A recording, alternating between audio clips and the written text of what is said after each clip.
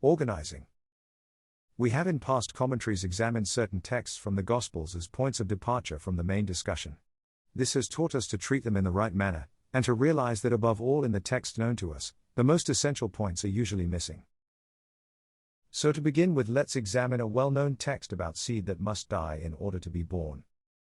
Except a corn of wheat fall into the ground and die.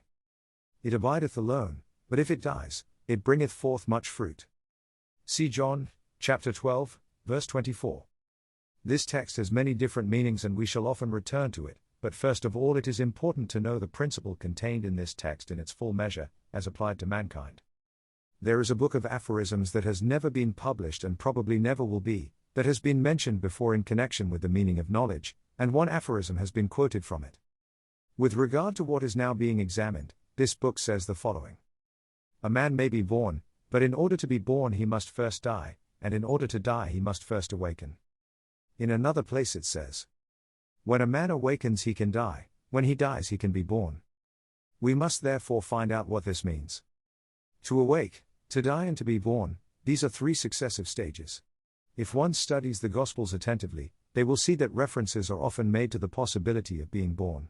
Several references are made to the necessity of dying, and there are many references to the need for awakening. Watch out, for ye know not the day and hour, and so on. However, these three possibilities, to awaken, or not to sleep anyway, to die and to be born, are not set down in connection with one another. Nevertheless, that is the whole point. If a person dies without having awakened, then they cannot be born again. If a person is born without having died, then they may become an immortal thing. Thus the fact that they have not died prevents them from being born. The fact of their not having awakened prevents them from dying, and should they be born without having died, then they are prevented from being. We have spoken extensively about the meaning of being born, which relates to the beginning of a new growth of essence, the beginning of the formation of individuality, the beginning of the appearance of one indivisible I. However, in order to be able to attain this, or at least to begin to attain it, one must die, that is, we must free ourselves from 1,000 petty attachments and identifications that hold us in the position in which we are. We are attached to everything in life, attached to imagination, attached to stupidity, attached even to suffering, possibly to our suffering more than to anything else. We must free ourselves from these attachments and unbind. Attachment to things, identification with things, keeping alive 1,000 useless eyes within us. These eyes must die in order that the big I may be born. But how can they be made to die? They do not want to die. It is at this point that the possibility of awakening comes to our aid. To awaken means to realize one's nothingness, to realize our complete and absolute mechanicalness, our complete and absolute helplessness. It is, however, not sufficient to simply realize this philosophically, in words and ideas. It is necessary to realize it as a clear, simple and concrete fact, in our own facts. When one begins to know themselves just a little, they will see in themselves many things that are bound to horrify them. For as long as we are not horrified at ourselves, then we know nothing about ourselves. A person has seen in themselves something that horrifies them, so they decide then to cast it off, stop it and put an end to it. But however much effort we put into it, we feel that we cannot do this and that everything remains as it was. Here we can begin to see our impotence, our helplessness and our nothingness. Again, when we begin to know ourselves, we see that we have nothing that is our own. All that we have regarded as our own, our views, our thoughts, our convictions, tastes, habits and even faults or vices, all of these are not our own. They have been formed through imitation or borrowed from somewhere ready-made. In feeling this, one may feel their nothingness. In feeling this nothingness we should see ourselves as we really are, not for a second and not for a moment, but constantly, never forgetting it. This continual consciousness of our nothingness and of our helplessness will eventually give us the courage to die. That is, to die not merely mentally or in our consciousness, but to die in fact, and to renounce actually and forever all of those aspects of ourselves that are either unnecessary from the point of view of inner growth, or that hinder it. These aspects are all false I, as too are any fantastic ideas about our individuality, will, consciousness, capacity to do and so on, our powers, initiative, determination and so on. However, in order to see a thing always, one must first of all see it, even if only for a brief second. All new powers and capacities of realization come always in one and the same way. At first they appear in the form of flashes, at rare and in brief moments. Afterwards they appear more often and last longer, until finally after extensive work they become permanent. The same thing applies to awakening. It is impossible to awaken completely all at once, in some brilliant flash of enlightenment. One must first begin to awaken for short moments. However, we must die all at once and forever after having made a certain effort, having surmounted a certain obstacle, having taken a certain decision from which there is no going back. This would be difficult and even impossible for anyone, were it not for the slow and gradual awakening that precedes it. There are, however, 1,000 things that prevent us from awakening, that keep us in the power of our dreams. In order to act consciously with the intention of awakening, it is necessary to know the nature of the forces that keep us in a state of sleep. Firstly, it must be realized that the sleep in which we exist is not normal but hypnotic sleep. Mankind is hypnotized, and this hypnotic state is continually maintained and strengthened within us. One could be forgiven for feeling that there are forces for whom it is useful and profitable to keep humanity in a hypnotic state and prevent it from seeing the truth, from understanding its position. There is an Eastern tale that speaks about a very rich magician who had a great many sheep in his flock. However, at the same time, this magician was very miserly and did not wish to hire shepherds, nor did he want to erect a fence about the pasture wherein his flock was grazing. The sheep consequently wandered often into the forest, fell into ravines, and so on. Above all, they ran away, for they knew that the magician wanted their flesh and skins, and this they did not like. At last the magician found a remedy. He hypnotized his sheep and suggested to them first of all that they were immortal, and that no harm was being done to them when they were skinned. That, on the contrary, it would be very good for them, and even pleasant. Secondly, he suggested that the magician was a good master, who loved his flock so much that he was ready to do anything in the world for them. Thirdly, he suggested that if anything at all were to happen to them, it was not going to happen just then, at any rate not on that particular day, and therefore they had no need to think about it. Furthermore, the magician suggested to his sheep that they were not sheep at all. To some of them he suggested that they were lions, to others that they were eagles, to others that they were men, and to others that they were magicians. After this, all his cares and worries about the sheep came to an end. They never ran away again, but quietly awaited the time when the magician would require their flesh and skins. This tale is a good illustration of our position. In modern occult literature, the expression Kundalini, the fire of Kundalini or the serpent of Kundalini, is used to designate some kind of strange force that is present in us, and that it can be awakened. However, none of the known theories give a correct explanation of the force of Kundalini. Sometimes it is connected with sex energy, that is, with the idea of the possibility of using sex energy for other purposes. This latter concept is entirely wrong, because Kundalini can be in anything, and above all, Kundalini is not anything desirable or useful for our development. It is curious how occultists have got hold of this word from somewhere and completely altered its meaning, and from a very dangerous and terrible thing, made something to be hoped for and to be awaited as a boon or blessing. In reality, Kundalini is the power of imagination, the power of fantasy, which takes the place of a real function. When a person dreams and imagines instead of acting, when their dreams take the place of reality, when a person imagines themselves to be an eagle, a lion, or a magician, it is the force of Kundalini acting within them. Kundalini can act in all centers, and with its help, all the centers can be satisfied with the imaginary instead of the real. A sheep that considers itself to be a lion or a magician lives under the power of Kundalini. Kundalini is a force put into us in order to keep people in their present state. If we could really see our true position and understand the horror of it, then we would be unable to remain where we are, even for just a second. We would begin to seek a way out, and quickly find it because there is a way out. However, people fail to see this simply because they are hypnotized. Kundalini is the force that keeps us in a hypnotic state. To awaken for humanity means to be dehypnotized, and in this lies the chief difficulty. In this also lies the guarantee of its possibility, for there is no organic reason for sleep, and we can awaken. Theoretically we can anyway, but practically it is almost impossible, because as soon as one awakens for a moment and opens their eyes, all the forces that caused us to fall asleep begin to act upon us with tenfold energy. We immediately fall asleep again, very often dreaming that we are awake or awakening. There are certain states during ordinary sleep in which a person wants to awaken but cannot. We tell ourselves that we are awake, but in reality we continue to sleep, and this can happen several times before we finally awaken. However, in ordinary sleep, once we are awake, we are in a different state.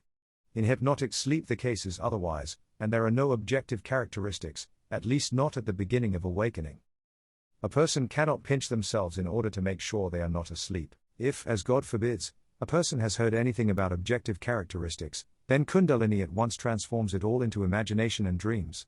Only one who fully realizes the difficulty of awakening can understand the necessity of long and hard work in order to awaken. Speaking in general then, what is necessary in order to awaken a sleeping person? A really good shock is necessary. However, when someone is fast asleep, one shock is not enough and a long period of continual shocks is necessary. Consequently, there must be someone to administer these shocks. It has been said before that if someone wants to awaken, then they must hire somebody who will keep on shaking them for a long time. But whom can they hire if everyone is asleep?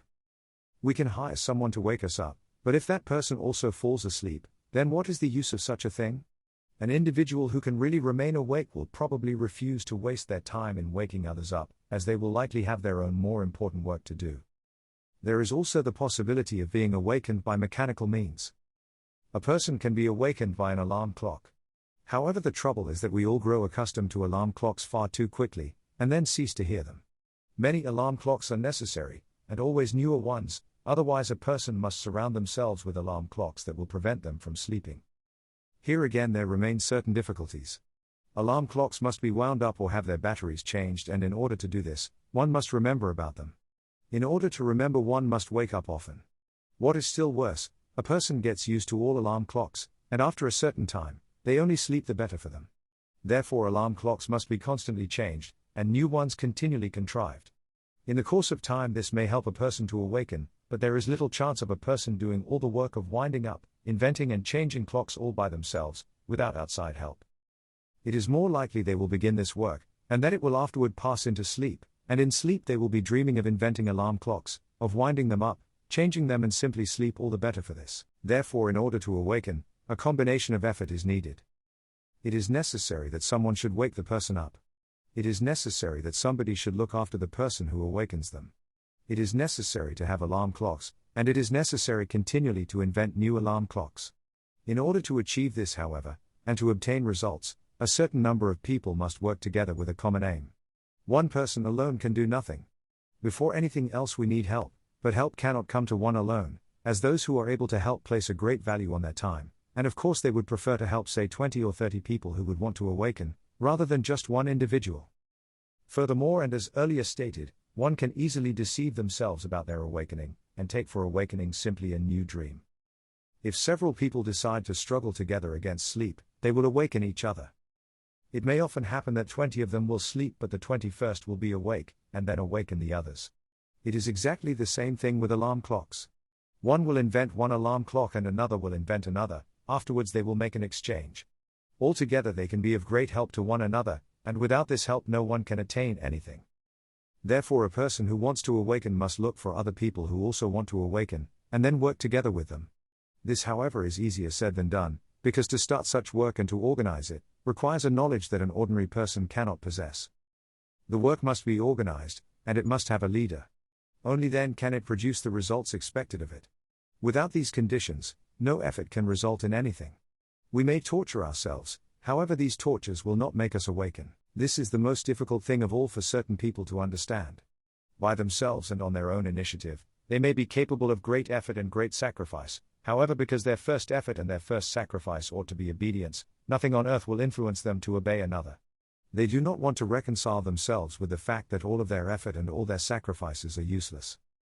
Work must be organized, and it can be organized only by one who knows its problems and its aims, who knows its methods, one who has in their own time passed through such organized work themselves. A person usually begins their studies in a small group. This group is generally connected with a whole series of similar groups on different levels, that taken together constitute what may be called a preparatory school. The first and most important feature of groups is the fact that groups are not constituted according to the wish and the choice of their members. Groups are constituted by the teacher, who selects types that from the point of view of their aims can be useful to one another. No work of groups is possible without a teacher, and the work of groups with a wrong teacher can produce only negative results. The next important feature of group work is that groups may be connected with some aim of which those who are beginning work in them have no idea whatsoever. An aim that cannot be explained until they understand the essence and the principles of the work, along with all the ideas connected with it. This aim, towards which they are headed without knowing it, and which they are also serving, is the necessary balancing principle in their own work. Their first task is to understand this aim, namely the aim of the teacher. When they have understood this aim, although at first not fully, then their own work becomes more conscious, and consequently yields better results. However, it needs to be remembered that the aim of the teacher often cannot be explained from the onset. The first aim, therefore, of anyone beginning work in a group should be self-study. The work of self-study can proceed only in properly organized groups, as one person cannot see themselves. However, when a certain number of people unite together for this purpose, they will involuntarily help one another. It is a common characteristic of human nature that a person sees the faults of others more easily than they see their own. At the same time, on the path of self-study, we learn that we ourselves possess and reflect all the faults that we find in others. However, there are many things that we still do not see in ourselves, whereas in other people we begin to see them almost immediately. In this case, however, we realize that these features are our own. Thus, other members of the group serve as mirrors in which we see our reflection. But in order to see ourselves reflected in other people's faults, and not merely observing the faults of others, a person must be very much on their guard against, and be very sincere with themselves. We must remember that we are not one. That one part of us is the person who wants to awaken, and the other part is Doris, Charles or Sammy, who has no desire whatsoever to awaken, and who has to be awakened by force. A group is usually a pact concluded between the eyes of a certain number of people, to make a struggle against Doris, Charles and Sammy, against their own false personalities. Let's take then Doris then, who consists of two parts, Doris and I. However, I am powerless against Doris because Doris is mistress. Suppose there are 20 people, 20 eyes, who now begin to struggle against one Doris. They may now prove to be stronger than she is, or at any rate they can spoil her sleep. She will no longer be able to sleep as peacefully as she did before, and this is the chief aim. Furthermore, in the work of self-study, one person begins to accumulate material resulting from self-observation. 20 people will have 20 times as much material, and every one of them will be able to use the whole of this material, because the exchange of observations is one of the purposes of the group's existence.